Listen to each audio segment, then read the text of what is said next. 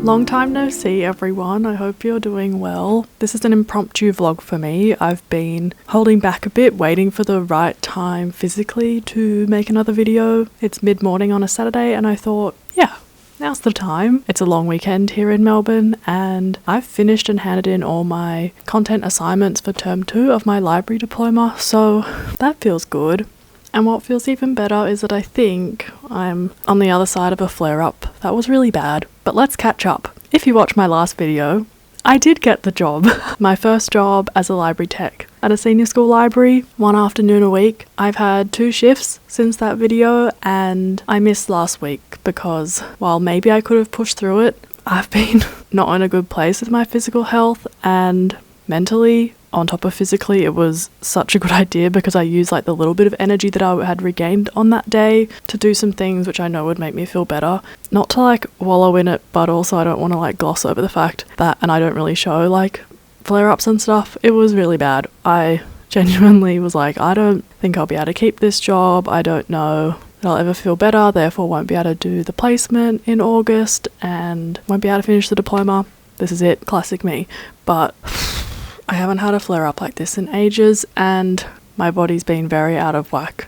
Funny how it's like the end of another term and these things seems to happen with like studying crescendos. I mean, I hope I'll still be able to keep the job. It's really good. It's a really incredible, extremely well-resourced large library. I think they would happily have me for more shifts, but I'm like, let's just start off with what was advertised here. I don't want to burn out. The things I'm finding hard about it are not the job itself. It's the drive there and back, which is on like very busy roads and is like 40 minutes there, 50 minutes back. Currently back is at night. It's like having to be on at the end of the day when my Vyvanse is worn off and I just haven't had work in that portion of the day in ages, and it's a weird one when you can't really eat the frog, you can't really like use that nervous energy or adrenaline you might wake up with like you could if you were working in the first half of the day. Having to wear professional clothing and change like after lunch also feels weird.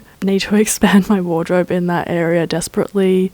Also need to decide on some shoes because I currently have Doc Marten Mary Janes that I bought on Etsy when they weren't available in Australia, a size too big because I thought it was like, you know, they'd be really rare and like never attainable, and they're really cute, but they're violently uncomfortable and so heavy. So, you know, it's like all those extra bits surrounding it, figuring out all the little adjustments I can make to be as comfortable as possible and just giving myself time to figure that out and not let my overthinking and catastrophizing get in the way, which I'm pretty good at, but you know, middle of the night thoughts, they're a bit uncontrollable. Having finished the coursework for this term, let's see, 3 weeks early, I now have 5 weeks till the next term starts. That's awesome. Go me.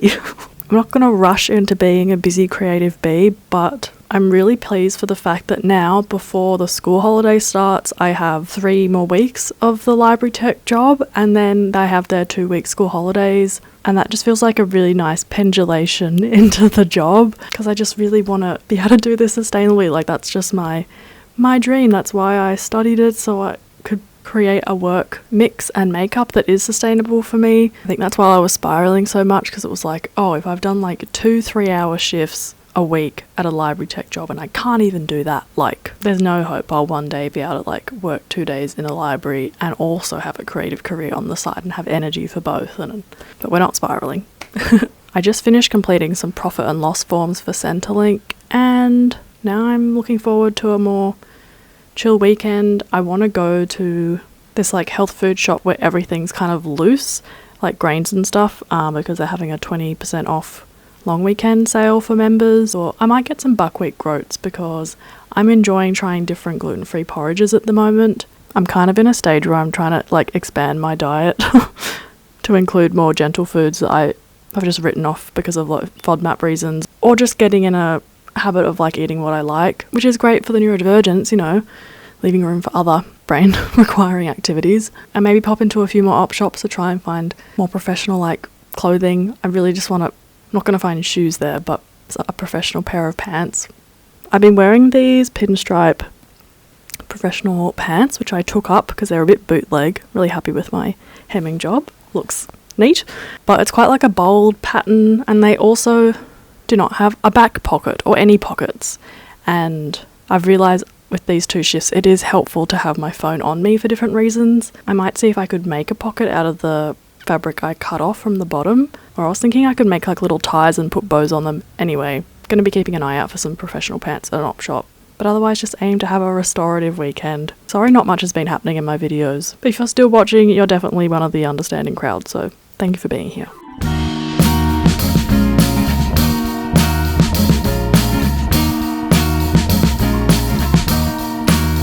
I am waiting for a bus at the end of the night, under street lamp, bent face flamed by the light. I'm going away, I'm going away, I'm going away.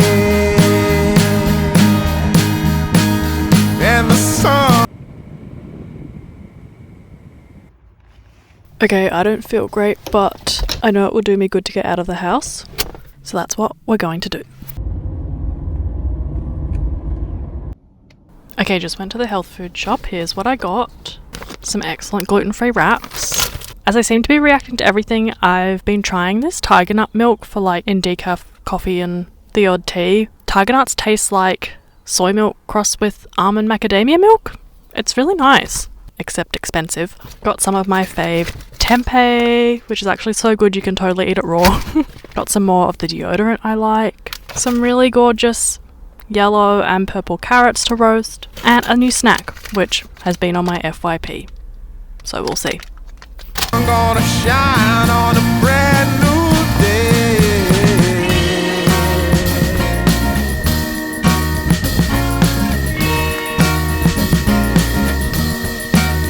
Must be somewhere welcome me into the fold. Blooming flowers,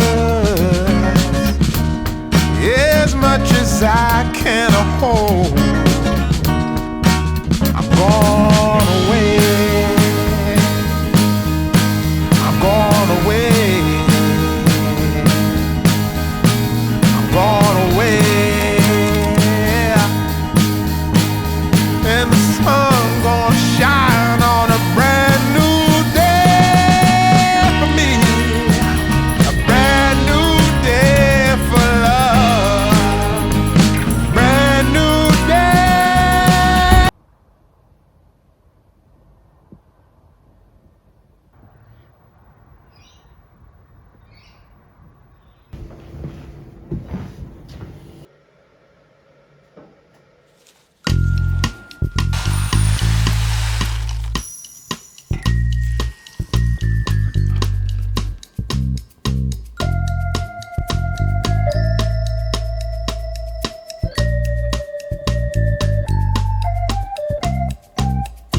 In the morning, I wake up feeling no pain. Long stretches, I get to remember it. Then I see my bed is empty on one side.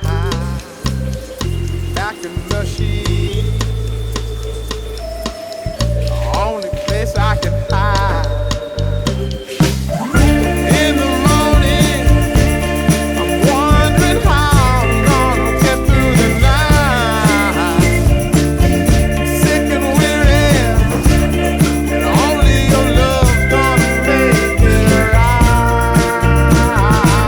realised I can put my phone in the phone holder. Not sold on this cardigan yet.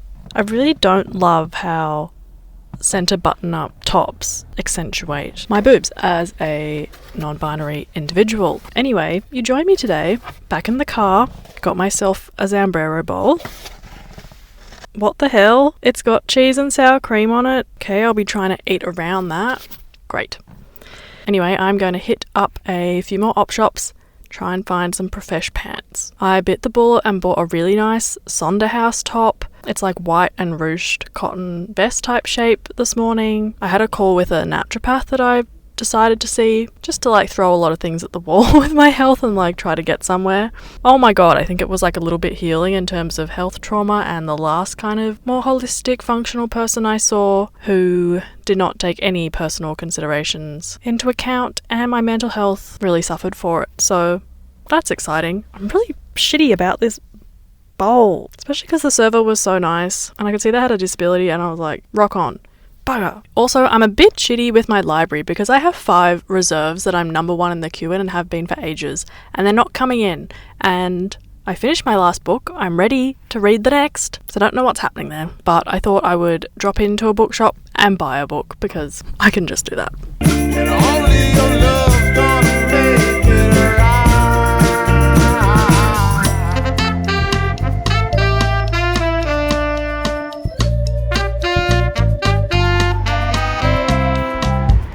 Close the curtain,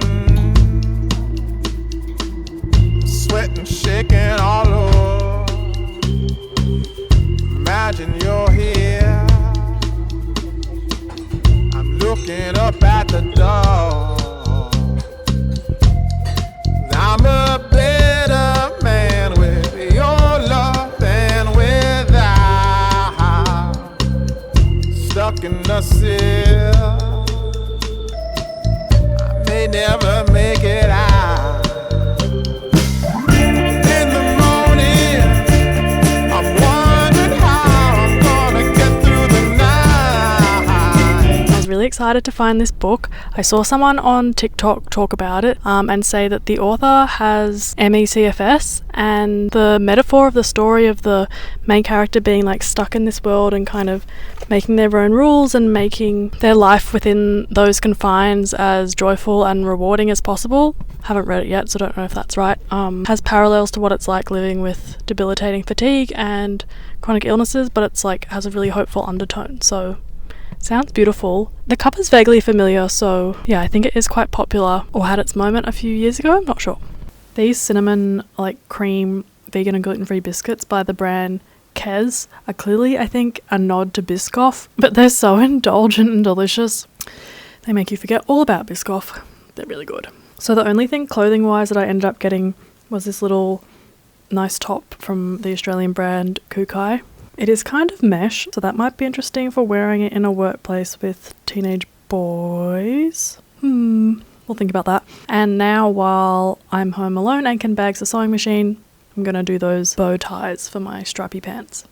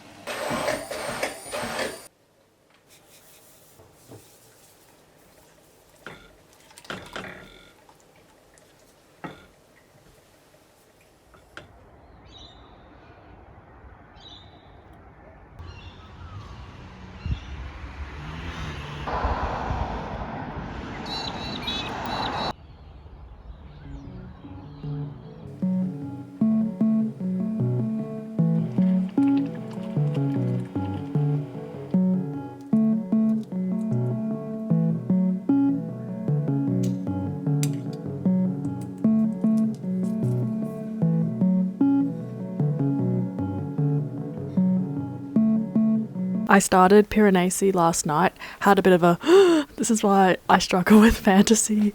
Is it fantasy? World building stuff, because I blame it on ADHD, or maybe it's just my attention span, but I'm like, what's crucial to remember? Like, I don't know if I can retain all this detail, but Susanna Clarke does explain things, and if you are like, just keep reading, because context is given in the opening chapter. And the world is contained in the sense that it's set in this house, and outside the house there's gardens, and then it's like the solar system. The house has 3 levels.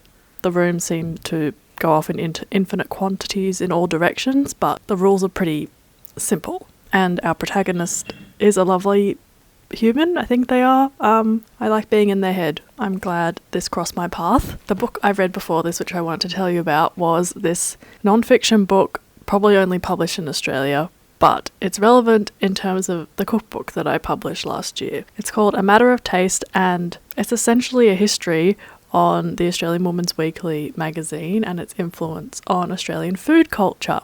If you didn't know, that's a super famous long-standing women's magazine, but my cookbook stylistically was a nod to the food cookbooks they put out that look a bit like this. The front cover took closest inspo from the Big Book of Beautiful Biscuits, and while I don't actually say anywhere that stylistically they're a nod to these magazine cookbooks that were prolific mainly in the 50s to 90s, it is an unmissable influence, at least for like the Australian audience. So the fact that I missed that this book was a thing and something I could have read and gleaned some important context and information from because it was out when I was writing the cookbook is a little bit funny to me.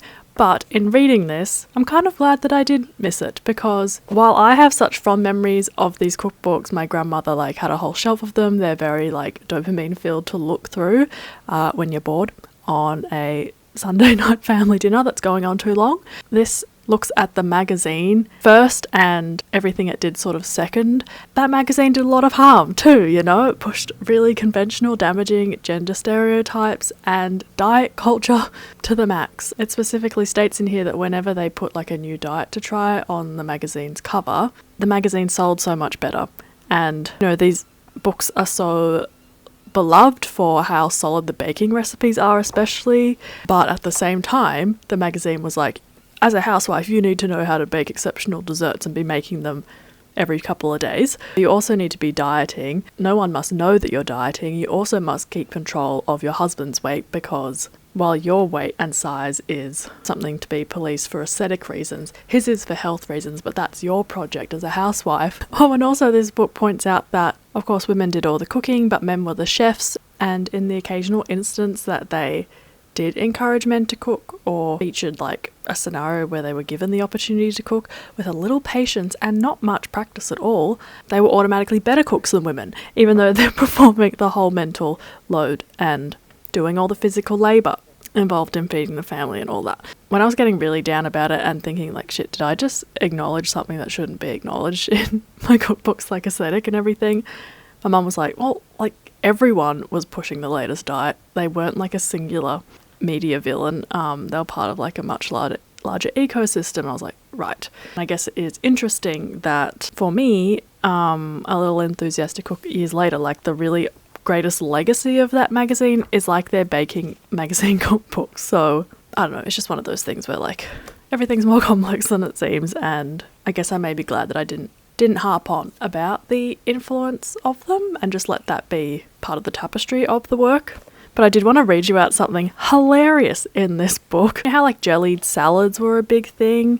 This kind of rectangular, neatly laid out gelatine set situation is what I'm talking about. And even if they had meat in them, they're often described as salads. And this book talks about the rise of jelly and how it contained salads, and this is what it says. Jelly was the perfect way to contain salads in particular, which in their natural state were nothing but a heap of raw ingredients in disarray. Encapsulated within jellies flavoured with mayonnaise, fruit, or simply plain aspic, salad ingredients were restrained and presented in attractive forms designed to stimulate the appetite. It's giving colonial motivations to like put straight edges on things and contain things in disarray in their natural state. Anyway, I just saw this at my library. It's published by Monash University Publishing, so definitely available in Australia if you're interested or want to be a bit enraged, you know. It's very stimulating in that department.